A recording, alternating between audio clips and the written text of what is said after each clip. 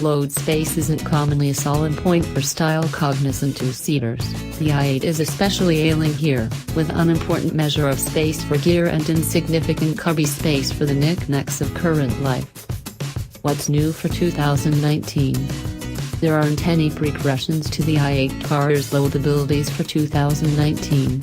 The new Roadster display stores its collapsing top in the space that is possessed by the car's back seats, yet regardless it surrenders 2 cubic feet of payload space. There's as yet not a solitary auto in this class could be considered genuinely down-to-earth. The i8's backload territory is long yet shallow, not at all like some mid-motor games autos. There's no capacity in advance, and we figured out how to fit a solitary carry-on inside.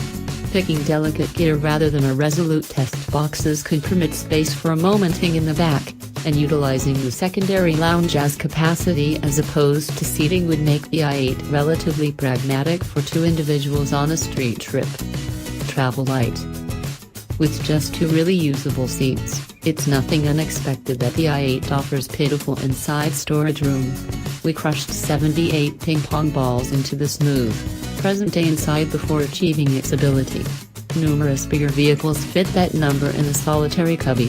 A Chevrolet Silverado Group Taxi stores 1,077 through and through. The i8's opposition is capacity tested, as well, yet all offer more space than the BMW.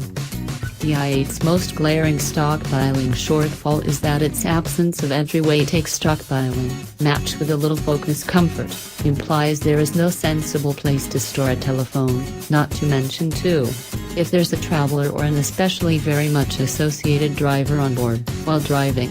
The minimal secondary lounge has a little measure of storage room in the appearance of 2 little cup holders mounted on the middle passage.